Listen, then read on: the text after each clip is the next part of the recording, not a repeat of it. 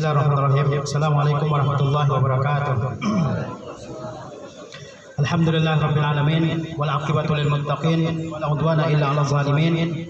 Asyhadu an la ilaha illallah wahdahu la syarikalah wa asyhadu anna Muhammadan 'abduhu wa rasuluh sallallahu alaihi wasallam la nabiyya ba'dah. Ya ayyuhallazina amanu taqullaha haqqa tuqatih wa la tamutunna illa wa antum muslimun. Wa faqqina tadrisuhu 'ala ta'wil. Ayuhat tulab wa talibat rahimakumullah wa ra'akum hafizakum. Berbahagia ini kembali Allah pertemukan kita di sekolah yang kita cintai ini untuk melanjutkan perjuangan kita dalam talabul ilm. Mudah-mudahan Allah Subhanahu wa taala senantiasa memberikan kemudahan bagi kita semua dalam setiap usaha kita dalam talabul ilm. Kemudian salawat beserta salam tak lupa kita sanjungkan buat Nabi kita tercinta Muhammad sallallahu alaihi wasallam. Allahumma shalli ala Muhammad wa ala ali Muhammad kama shallaita ala Ibrahim wa ala ali Ibrahim innaka Hamidum Majid. Para at-tulab wa talibat rahimakumullah, ada satu ibadah yang sangat agung kedudukannya fi dinina, dalam agama kita, yaitu senantiasa ingat akan kebaikan-kebaikan orang lain. Disebut dengan syukrul jamil, ya, berterima kasih kepada setiap perbuatan-perbuatan baik yang dilakukan oleh orang lain kepada kita. Allah Subhanahu wa taala berfirman, "Anishkurli wa liwalidayka ilayyal masir." Agar engkau bersyukur kepadaku dan juga kepada kedua orang tuamu, dan hanya kepadaku tempat kembali kalian semua. Dia mengingat kebaikan-kebaikan, pertolongan-pertolongan, jasa baik orang lain, itu merupakan ibadah dalam agama kita, agama Islam. Rasulullah SAW bersabda, "Man sana'a ilaikum ma'rufan fakafi'uhu." Siapa yang melakukan suatu perbuatan yang baik kepada kalian, fakafi'uhu, maka kalian balas dengan perbuatan baik yang setimpal. Barang siapa yang melakukan perbuatan baik kepada kalian, memberikan pertolongan dan bantuan kepada kalian, fakafi'uhu, maka kalian balas dengan melakukan perbuatan baik yang setimpal. Fa illam tajidu ma tukafi'unahu fad'u lahu. Jika kalian tidak bisa membalas perbuatan baik yang dilakukan oleh orang kepada kalian, fad'u lahu, maka berdoalah kalian untuknya. Berdoakan kebaikan untuknya. Itu cara membalas kebaikan yang dilakukan oleh orang kepada kita. Mengingat membalas kebaikan seseorang itu adalah ibadah yang agung kedudukannya dalam agama kita. Dan mengingkari kebaikan orang lain itu juga merupakan salah satu sifat yang tercela. Lupa dengan jasa-jasa orang lain, lupa dengan kebaikan-kebaikan yang pernah dilakukan oleh orang lain kepada kita. Itu juga merupakan suatu sifat yang tercela. Sehingga Al-Imam Az-Zahabi rahimahullah, beliau mengatakan, qala ba'dus salaf, beberapa orang dari kalangan terdahulu mengatakan, kufrun ni'mati minal kabair wa syukruha bil mujazat wa du'a, bahwa mengkufuri nikmat, bantuan, pemberian yang diberikan oleh orang kepada kita minal kabair, termasuk di antara dosa-dosa besar. Wa syukruha bil mujazat wa du'a, sedangkan mensyukuri pemberian orang yaitu dengan membalas dengan perbuatan baik yang setimpal, au bi du'a, ataupun dengan mendoakan orang tersebut. Al-Imam Az-Zahabi rahimahullah, beliau menjelaskan bahwasanya di antara bentuk kufurnya seseorang kepada orang yang berbuat baik kepadanya adalah dia lupakan kebaikan orang tersebut. Setelah dia besar, dia lupakan kebaikan orang tersebut. Setelah dia sukses, dia lupakan kebaikan orang tersebut. Sedangkan bagaimana caranya? Ya, berterima kasih kepada orang yang telah berbuat baik kepada kita, yaitu dengan membalasnya dengan perbuatan baik yang setimpal, ataupun kalau tidak dengan mendoakannya. Oleh sebab itu Az-Zahabi rahimahullah dalam kitabnya Al-Kabair, beliau mengatakan kufrun ni'matil muhsin, ya, bahwa al-kabiratus sab'un, dosa besar yang ke-70 adalah kufrun ni'matil muhsin, yaitu mengingkari kebaikan orang terhadap kita. Itu adalah sebuah dosa, bahkan dosa besar, digolongkan ke dalam dosa besar oleh Al-Imam Syamsuddin Az-Zahabi rahimahullah ta'ala. Dan Nabi kita Muhammad sallallahu alaihi wasallam telah memberikan contoh yang luar biasa kepada kita dalam hal berterima kasih kepada orang yang telah berbuat baik kepada kita. Lihatlah Nabi kita Muhammad sallallahu alaihi wasallam, beliau tidak pernah lupa akan jasa istri beliau yang mulia Khadijah radhiyallahu taala anha, yang telah banyak berkorban demi perjuangan dakwah Rasulullah sallallahu alaihi wasallam. Maka Nabi SAW tidak pernah lupa dengan jasa-jasa istri beliau radhiyallahu taala anha Khadijah. Bahkan Rasulullah sallallahu alaihi wasallam bersabda, "Amanat bi iz kafara biyan nas." Khadijah radhiyallahu taala anha, dia beriman kepadaku ketika orang-orang kafir kepadaku. Wa saddaqatni iz kadzaba biyan nas. Beliau percaya kepadaku, kata Rasulullah, ketika orang-orang mendustakanku. Wa wasatni bi nafsiha wa maliha, dan dia bantu aku dengan harta bendanya, dengan pengorbanan fisiknya. Ini adalah pengorbanan yang luar biasa dari salah seorang istri Rasulullah sallallahu alaihi wasallam, Khadijah radhiyallahu taala anha. Dia mengorbankan harta bendanya untuk dakwah Nabi kita yang mulia Muhammad sallallahu alaihi wasallam. Dia percaya kepada Nabi ketika semua orang di Makkah mendustakan Nabi kita Muhammad sallallahu alaihi wasallam. Dia beriman kepada beliau ketika orang lain tidak percaya kepada beliau sallallahu alaihi wasallam. Oleh sebab itu Nabi sallallahu alaihi wasallam senantiasa ingat dengan jasa istrinya yang mulia Khadijah radhiyallahu taala anha. Bahkan Nabi SAW ketika menyembelih seekor kambing, dia bagi-bagikan kepada teman-temannya Khadijah. Beliau ingat dengan jasa-jasa istrinya yang begitu besar terhadap dakwah Rasulullah SAW. Demikian pula sahabat yang lain, Abu Bakar As-Siddiq, sahabat yang paling dekat dengan Rasulullah SAW, di mana beliau tidak pernah tidak berkorban harta dan jiwa demi perjuangan Islam ini. Sehingga Rasulullah SAW pernah memuji Abu Bakar di hadapan orangnya. Rasulullah memuji, "Ma nafa'ani malun qattu, ma nafa'ani malu Abi Bakr." Tidak ada harta yang lebih bermanfaat bagiku melebihi manfaat hartanya Abu Bakar Siddiq. Hartanya disumbangkan luar biasa banyaknya dalam dakwah Rasulullah SAW. Rasulullah SAW memujinya di hadapan beliau. Kemudian Abu Bakar mengatakan, kata beliau, "Ma nafsi wa mali illa laka ya Rasulullah." Tidaklah hartaku dan jiwaku kecuali untuk engkau wahai Rasulullah. yakni beliau siap mengorbankan harta bendanya bahkan jiwanya demi dakwah Rasulullah SAW. Bahkan Rasulullah SAW tidak hanya ingat kepada jasa-jasa orang muslim yang telah berkorban untuk beliau SAW, untuk agama ini, agama Islam. Bahkan orang-orang kafir sekalipun yang telah berjasa kepada beliau, beliau ingat akan jasa-jasa mereka. Lihatlah Mut'im ibnu Adi.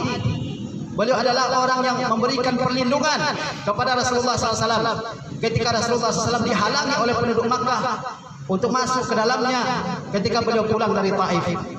Maka yang memberikan perlindungan kepada Rasulullah SAW agar bisa masuk ke Makkah tanpa ada gangguan adalah Al-Mut'im ibnu Adi. Ketika perang Badar, banyak tawanan perang, Rasulullah SAW ingat akan jasa Al-Mut'im ibnu Adi. Kata beliau, "Lau kallamani Al-Mut'im ibnu Adi fi haula'i nadna la taraktuhum lahu." Seandainya Al-Mut'im ibnu Adi berbicara kepadaku untuk membebaskan semua tawanan perang Badar ini dari orang-orang kafir Quraisy, maka aku biarkan mereka pergi bersama Al-Mut'im ibnu Adi. Beliau SAW ingat jasa Al-Mut'im yang telah memberikan jaminan keamanan bagi beliau ketika masuk kota Makkah, di saat beliau masih lemah di Makkah, tertindas, direndahkan, disakiti fisiknya oleh ahlu Taif dan ahlu Makkah. Beliau SAW tidak lupa akan jasa orang yang telah berbuat baik kepadanya. Demikian pula Abu Bakhtari, seseorang yang pertama kali membatalkan pemboikotan yang dilakukan oleh orang-orang kafir Quraisy kepada Bani Hashim. Abu Bakhtari adalah orang yang pertama kali mengusulkan agar membatalkan perjanjian tersebut, sehingga Rasulullah SAW melarang para sahabat untuk membunuh Abu Bakhtari. Demikian pula Rasulullah SAW, beliau ingat akan saudara susuannya Syaimah ketika sama-sama disusui oleh Halimah As-Sa'diyah. Ketika suatu peperangan, Rasulullah SAW dilaporkan oleh para prajurit bahwa ada saudara susuan beliau Syaimah. Rasulullah SAW juga memuliakan Syaimah ini, saudara sepersusuannya.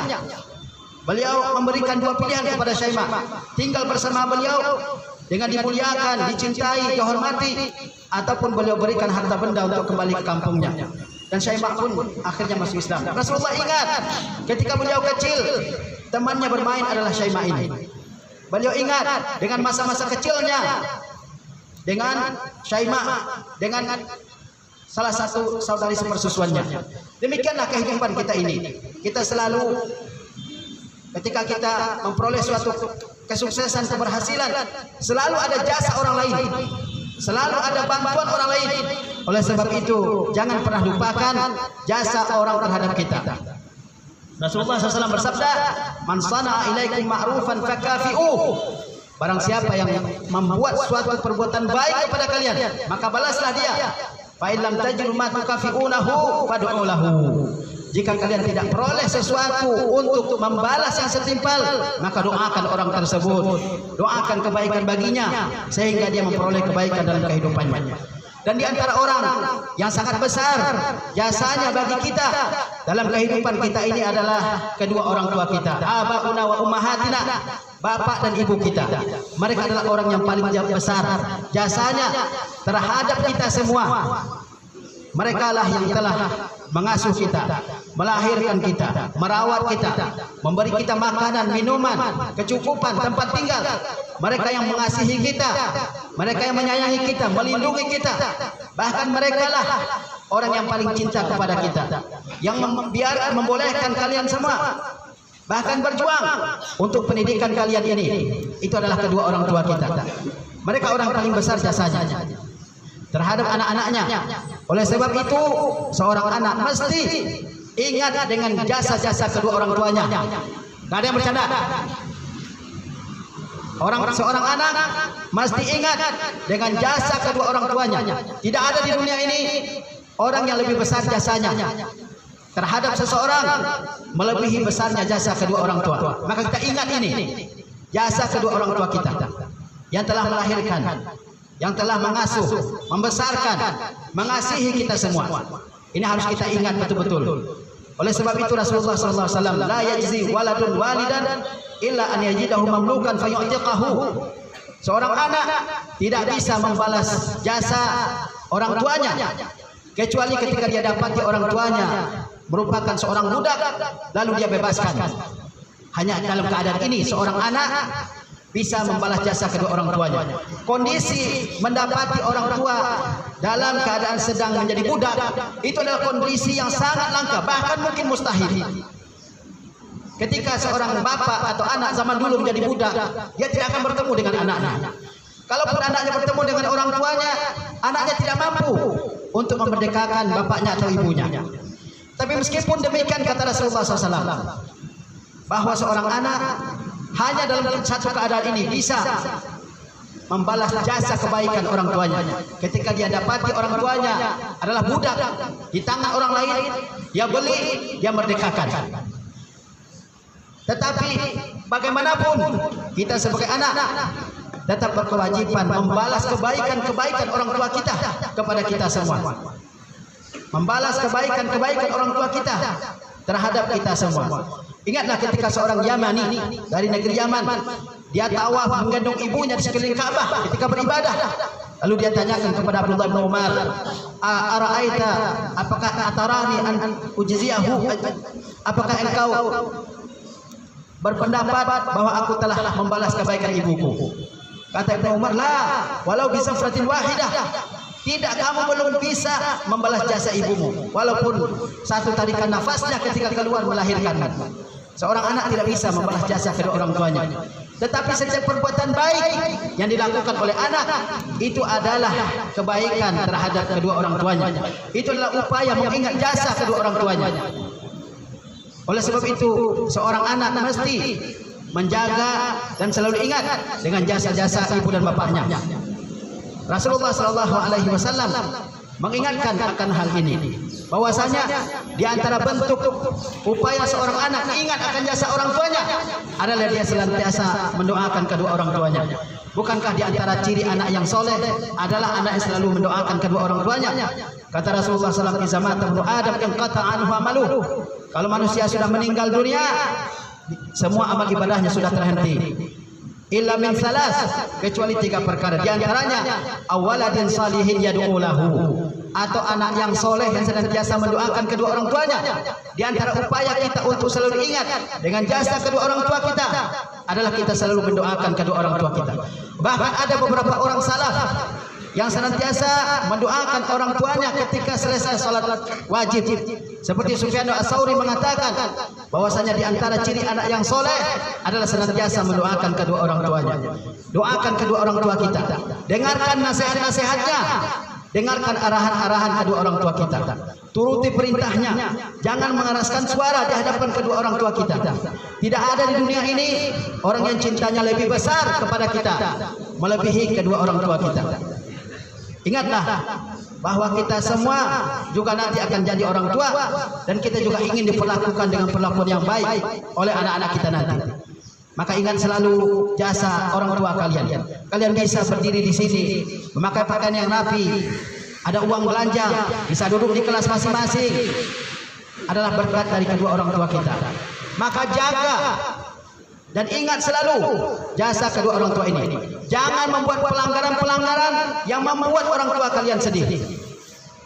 Seperti yang kita lihat pada zaman sekarang ini, banyak anak-anak yang tidak hormat lagi kepada orang tuanya.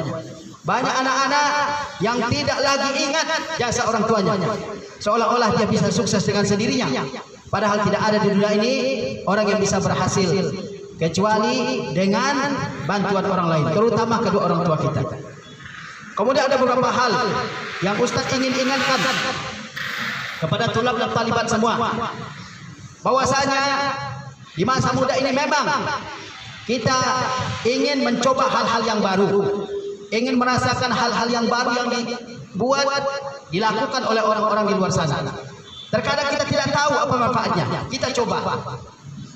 Ternyata itu adalah hal yang membahayakan kita semua, seperti ngerokok, vape, dan sebagainya.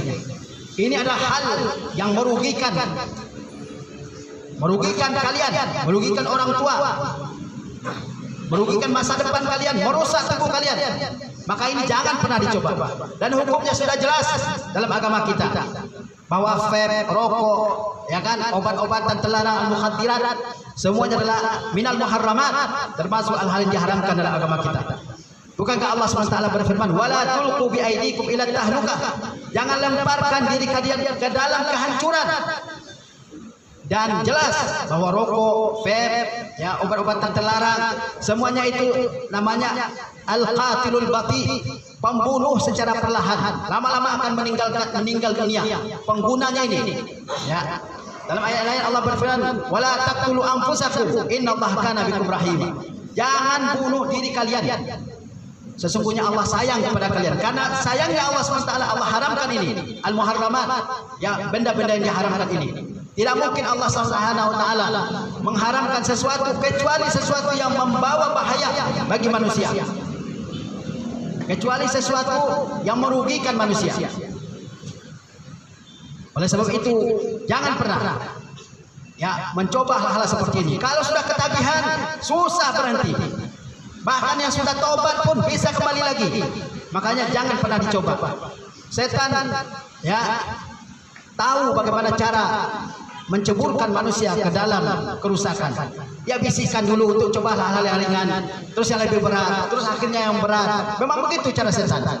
Maka jangan pernah kalian coba ini. Rasulullah SAW juga bersabda, la darar wala dirar, tidak boleh membahayakan diri sendiri dengan melakukan perbuatan-perbuatan yang membahayakan diri sendiri, seperti rokok, vape, obat-obatan dan sebagainya. Wala darar, dan tidak boleh membahayakan orang lain. Ini lihat betapa bahayanya benda ini. Penelitian mengatakan bahwa vape lebih berbahaya dari rokok. Dia akan membuat orang, ya, ketagihan. Dia akan membuat orang berani mengorbankan harta benda untuk beli benda satu ini, mengorbankan yang lain. Tidak bisa keluar. Oleh sebab itu jangan pernah coba hal-hal seperti ini yang mau rusak kalian. Dan dia merupakan perbuatan mubazir. Kata Allah Subhanahu wa taala, wala tubazziru innal mubadzirina kanu ikhwana syayatin. Jangan melakukan perbuatan-perbuatan yang mubazir, menghambur-hamburkan harta.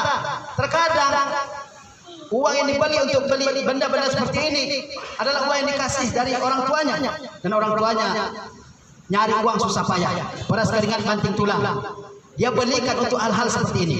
Ini adalah hal yang sangat tidak logis, sangat tidak masuk akal, dan tidak kasihan kepada orang tuanya. Lihatlah bagaimana orang tua kalian susah payah nyari uang. mengumpulkan uang untuk kalian, tapi dibelikan untuk hal-hal yang membahayakan. Itu sama saja dengan tidak ingat akan jasa kedua orang tua. Maka jangan pernah ikut nyoba-nyoba hal seperti ini. Awalnya memang coba-coba, lama-lama ketagihan. Kalau sudah ketagihan, tidak bisa berhenti sama sekali. Dan jauhi teman-teman yang buruk, qurana usu, ashabus su, asdiqa usu.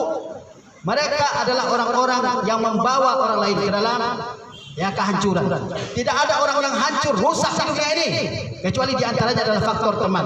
Kamu tanya orang-orang yang di penjara, apa sebabnya kamu masuk penjara? Karena maka ini, maka itu, melakukan ini, melakukan itu. Kenapa kamu lakukan? Karena pengaruh teman, karena diajak teman. Maka jangan pernah kita berteman dengan orang-orang yang memiliki akhlak yang buruk, yang membawa kalian ke dalam kehancuran. Orang yang berteman dengan yang baik pasti dapat pengaruh yang baik. Demikian pula yang berteman dengan yang buruk pasti mendapatkan efek buruk dari pergaulan tersebut. Demikian yang bisa saya sampaikan dalam kesempatan yang berbahagia ini. Mudah-mudahan Allah SWT menjaga kita semua dari semua hal-hal yang buruk, dari semua perkara-perkara yang buruk di dunia ini. Assalamualaikum warahmatullahi wabarakatuh.